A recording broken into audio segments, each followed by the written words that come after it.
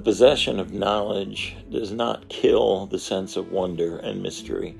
There's always more mystery. The universe is full of it. It is vast, it is infinite. And the more questions you answer, the more seem to present themselves. In the chamber. It all really started, let's tell the full origin story, why don't we, huh? So, June the 12th, 2022, it was a Sunday, and I struggled for the entire day because I had new material that I had written that I wanted to test on the audiences at the Magic Castle. I was a member in good standing, and I knew I could draw a crowd in one of the impromptu tables that exists inside the castle. And so there had been a lot of friction there. I pointed out some things that I felt needed to be pointed out, and they were unpopular opinions among some of the membership of the Magic Castle. That's an understatement. Maybe I'll tell you that entire story sometime soon. That's a doozy. But I wanted out go to work. That's what I've always done. It's a choice between, boy, I'm not really feeling like putting art forward today. I'm not really feeling like exposing myself, my art, my heart out in front of strangers. But the solution to that has always been for me, go do it anyway. Show up, do the work, because you never know who's going to be there or who you might help or what this might be affecting for someone. This is my job. This is the gift, and I'm expected to use it, right? So I put on my suit, and I shined my shoes, and polished my fingernails, and I drove to the Magic Castle, just off of Hollywood Boulevard in Los Angeles. And I walked up, and it was right at the time of day when they were going to start opening the doors. And so there's a bench off to the side around near where the garden is. And I went and sat down and just felt the vibe of the place, felt the history of where I was and the other people that may have been there before me. And I saw a couple of friends, and I said hello. And I decided to go on inside. And as I was walking to the front door, a fellow member, another magician, got in front of me and said, "I don't know why you're here. I don't know what gives you the thought that anybody wants to see you here, or that you have anything that would be good for magic. You need to turn around, you need to get in your car, and you need to leave." And he was standing in my face, really close, so much though that he was physically spitting on me. He was so angry. And I could feel the hatred coming off of him. And someone asked me earlier today, how do you keep doing this when people hate us so much? Completely different reason, of course. But there was something inside of me that's like, I know this misery. I know how bad it feels to hate someone. I know how bad it feels to be angry like this. And so I backed up, I put my hands up, and I waited for them to go on inside and try to cool off. I wasn't not going to go in because, I'm a member. I've paid my dues. I have every right to be here. No one official in the castle has ever told me that they didn't want me there. I'm hired often. I was hired often. And they went inside, and as I am going towards the front door, again, my phone vibrates. And I look at my phone, and there's a message, there's a text. A little bird tells me that you might be needed in November. Do you think you could write a seance show for the Stanley Hotel and have it ready by November? And I texted back and I said, yes, I can. I didn't even really think about it. It was like, here's the thing. Can you do this thing? And my heart immediately just typed in, yes, I can do this. I can make that happen. I can make that a thing. And of course, after sending it, it was like Stanley Hotel. It's one of the most famous haunted hotels in the world. And they're asking me if I could write a program for that hotel. And I didn't know if it meant, am I moving out there? Am I going to go out there for a little time to put a thing together and then come back to Hollywood? I don't know, except that when someone says, "Would you like a spot on this stage?" 9.5 times out of 10, I'm going to say yes. So I said, sure, I could make that happen. Yeah, not a problem. And then I got to the front door, and Scotty, the guy who is security there, front door security, said, did Joey get a hold of you? Now, Joey is a gentleman who runs a theater, a magic dinner theater in Nashville, Tennessee. And I said, no, Joey's not gotten in touch with me. He said, well, he called here and he wants you to get in touch with him if I saw you first. What is it about this? Now I'm really glad that I came, really, really glad that I'm here. And so I sent a text out to Joey, and I went downstairs and I did a couple of sets, and I entertained some people, and I tried out new material, which went fairly well. It was a very, very decent evening. And spent a few hours, had some food, and then went to leave. And I got in my car, and when I got back to my little apartment about 5 minutes later, I got a return from Joey that said, would you be interested in moving to Nashville, in being a resident here at this place? And I'm like, okay, that's twice now in a couple of hours that someone has asked me to move from where I'm at to an entirely different place in the world. And now I've got some thinking to do. So I meditated over it, and I read some books, and I watched some television. I went to sleep.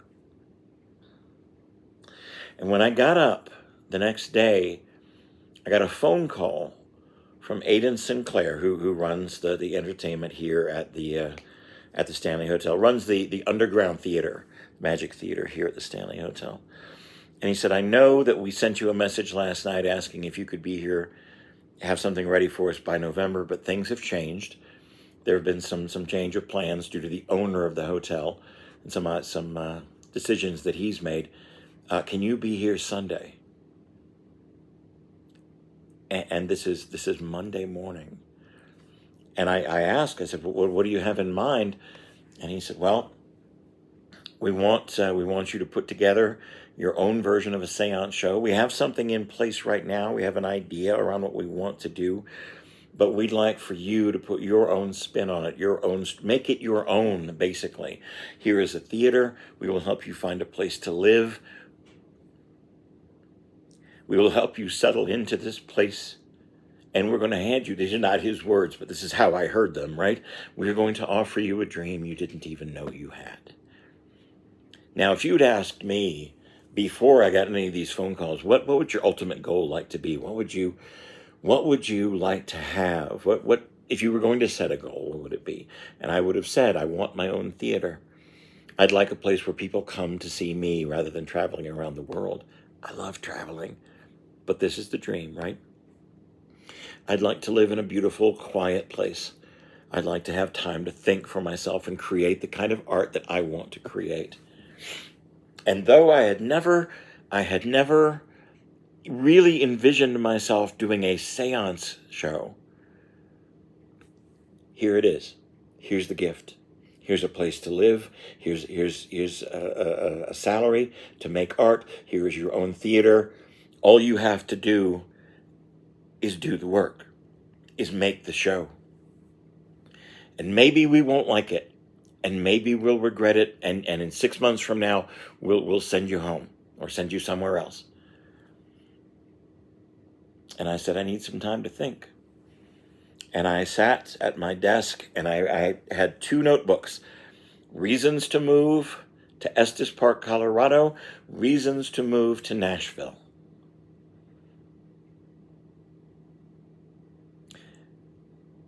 And for various reasons. Not that I don't love Nashville. It's, but right now I'm living in Hollywood. And it's not the quiet place that Estes Park is. This is my own reasoning. So I chose Estes Park, and I called Joey and I sent, my regrets. I've got a choice to make, and this is the direction I'm going to go. If it doesn't work out, let's talk. I'm here. Anytime if you'd like a guest spot sometime in the future. I don't know. I don't want to close and lock and burn a bridge down. But this is the choice I've made, and I'm going to go with it. And so the next Sunday, I took the essentials from my apartment and flew to Denver, and then got driven up to Estes Park and saw my theater and met the people I was going to be working with and started writing. I wrote in my little hotel room while I'm looking for a place to live. I'm writing in the pool downstairs. I am sitting at a bench in a park and writing and putting this thing together in my mind. And now it's 3 seasons later, and it's become something I'm very, very proud of. It's become a narrative that I took the basics of what Aiden wanted for this venue and what the hotel wanted for this venue, and then what I needed for me in this show. And there was a group of people leaving last night, December the 1st, last night. And I had a full house, and I stand by the door and thank everyone as they're leaving, because that's just a little trick I learned when I was a minister, is that let them know you were sincere, that the words you said and the things you put forth were really coming from the heart. You're not disappearing behind the curtain when it's done. You're there, and if they want to complain, they can do it to your face. And if they want to acknowledge they had a good time, they can do it to your face. But you're human and you can talk. I'm human and I can talk. And I had just told this lady that I'd never met before about her grandmother's kitchen and the color of the drapes and what was cooking on the stove.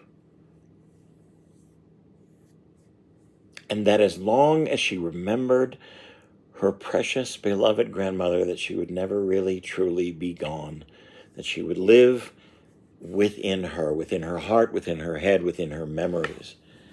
And something inside, the words that I said, and something inside of this wonderful woman clicked.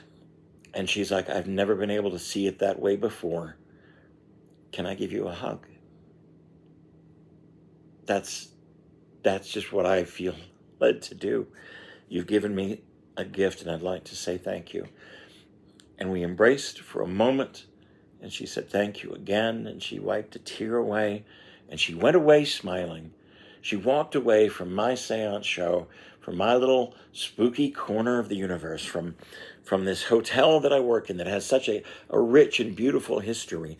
I got to add to that history because I gave this group and this woman food. I gave her something to nourish her spirit, her heart, her soul. And it is such a privilege to be able to do that. The day after I arrived here, that following Monday, I took a couple of hours for lunch.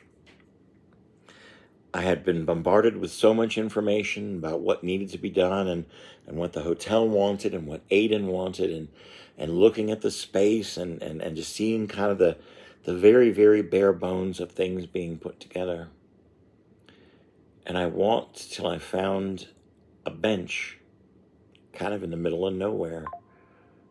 And I sat down, and there were the mountains in front of me.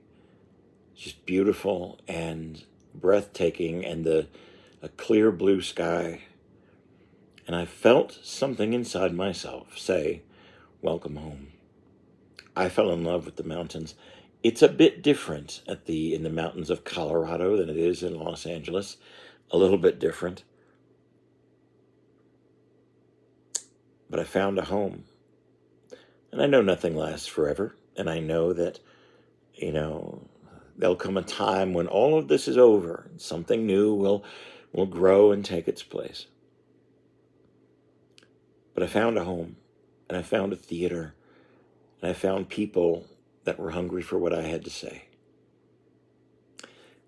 Estes Park, Colorado, the Stanley Hotel, 13, a theatrical seance experience. Wednesday through Sunday, year round, all year round.